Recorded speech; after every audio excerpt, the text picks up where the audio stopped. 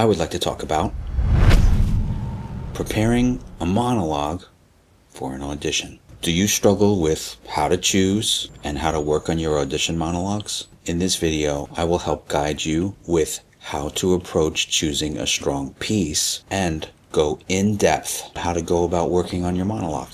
Many times, monologue auditions are reserved for the theater. Like for a theater company, they like to see the actors come in person and choose at least 2 to 3 contrasting pieces. A contemporary drama, a contemporary comedy, and one classical piece. This video, however, is about monologues, which are not just for in-person theater auditions. Film and television sometimes ask the actor to present a monologue, either bringing it in person or putting it on tape. For every monologue, the work starts long before entering the room, the first handshake, doing the slate, and delivering the first line. The actor must choose the piece, read, analyze, rehearse, build, and refine. Let's discuss choosing the right material. One of the most important decisions an actor makes is in selecting the monologue. Many actors choose something based on admiration rather than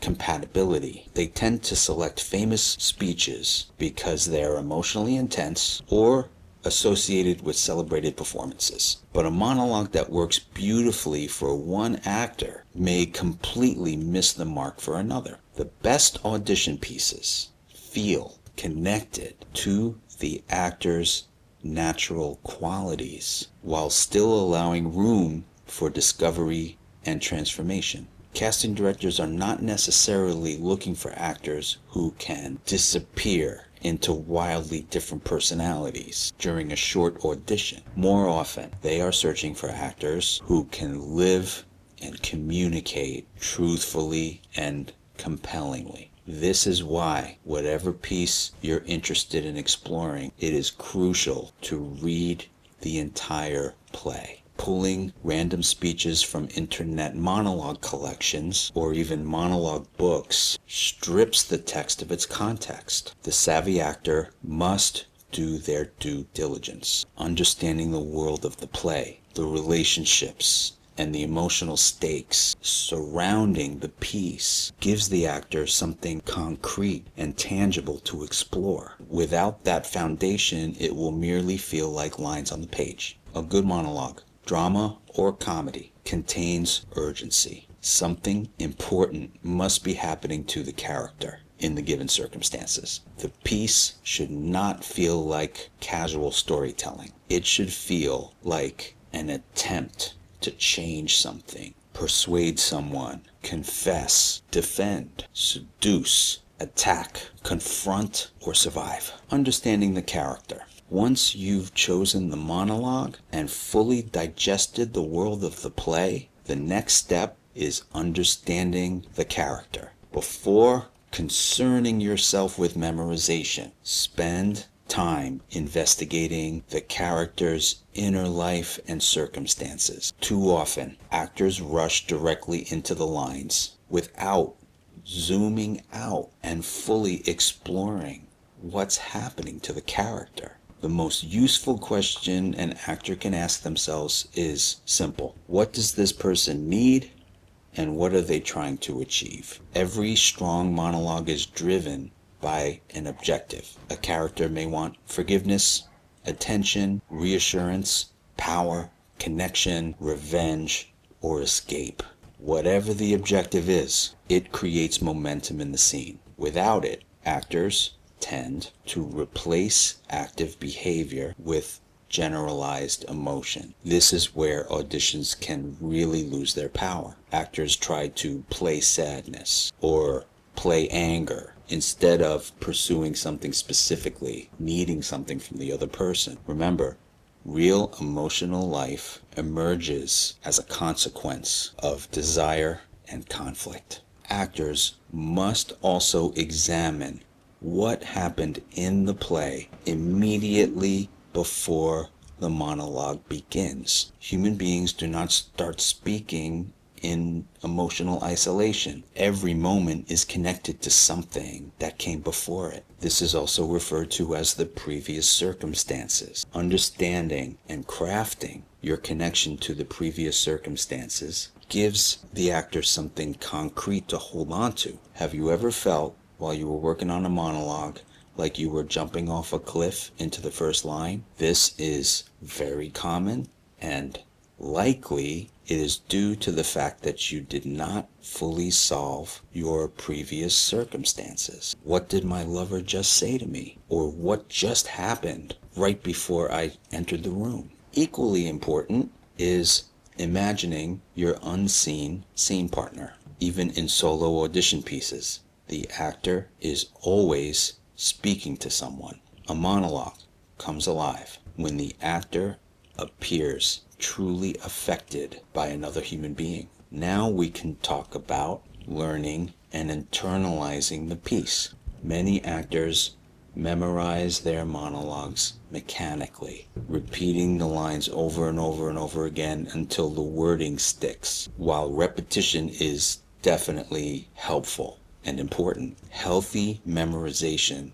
goes much deeper. Every actor must remind themselves that the character is doing something with their words. Asking yourself the question, what is my character doing, throughout the progression of the piece, and internalizing the progression of thoughts underneath the words will make learning the lines so much more efficient. Without knowing what your character is doing, the words are just words, and they'll take forever to digest. But if you know what these words are connected to and what your character's doing with those words, you just have to learn what the character's doing, and the words will fall into place. Writing the monologue out by hand can always be helpful, mainly because it slows the actor down and encourages much closer attention to the text. If you can improvise the monologue using your own words before returning to the lines, this can also provide you with a deeper understanding of the circumstances and help you find freedom. The main thing to remember is that if you cannot explain the piece in your own words, then you probably do not yet fully understand it. The healthiest preparation leads to the most flexibility. Your monologue should feel repeatable, but never robotic. How to rehearse without becoming rigid. Actors sometimes repeat a monologue in exactly the same way dozens of times until the performance hardens into a fixed pattern. This will kill the life that you want to bring into the audition room. Effective, healthy rehearsal involves exploration rather than mechanical repetition. Always prioritize the life of the given circumstances instead of line readings. This allows space, different emotional temperatures, changes in pacing, and tactical decisions in the moment without taking you out of the world of the character and into some kind of disconnected tangent. Physical rehearsal matters as well. Nervous actors often develop bad acting habits such as pacing around, excessive gesturing, or rigid posture. Rather than choreographing every movement, actors should allow the physical behavior to emerge organically. Feel the imaginary place of the circumstances around you. Remember, if you feel the imaginary place, the audience will too. Don't be afraid of stillness. Often, when it's organic, stillness can communicate much more powerfully than constant motion. For your in-person theater audition, definitely, and I mean definitely, rehearse your intro. With theater auditions, there's often a brief hello and a quick, I'll be doing a piece from such and such a play before launching into your monologue. This is where your whole foundation can collapse if you don't prepare your nervous system for this crucial transition from your civilian into the character. Practice moving from your immediate previous circumstances that you've crafted and not rush into the first line. Patience is absolutely key. Resist the urge to rush into the lines until you are immersed in the previous circumstances. What might feel like an eternity to the actor might, in actuality, only be a few seconds. That's why you do yourself a tremendous favor if you simply practice your introduction. Voice, breath, and presence. Audition nerves immediately affect your body. Your breath becomes shallow, tension takes over, and vocal clarity suffers. That is why vocal preparation should be part of your monologue work rather than just an afterthought. A grounded breath allows for emotional availability and vocal authority. Actors who rush through the text often do so because adrenaline causes them to rush. Deliberate breathing and grounding yourself on the floor, feeling your feet on the floor, can be a very simple exercise that can slow down your mind, connect you to your body, and allow you to connect to your breathing. Presence is equally important. Some actors mistakenly believe that they have to appear larger than life in order to command attention. In reality, it's the opposite. Surrendering your attention to authentic focus is more compelling than being theatrical. Casting directors frequently remember actors who are emotionally available and deeply connected to truth. Preparing for the audition room. No amount of talent can eliminate audition anxiety. Even seasoned professionals get nervous. The goal is not to erase, but to function productively alongside your nerves. Don't forget, nerves can always be handed over to the character using your imagination. Preparation invites confidence. Actors who know their material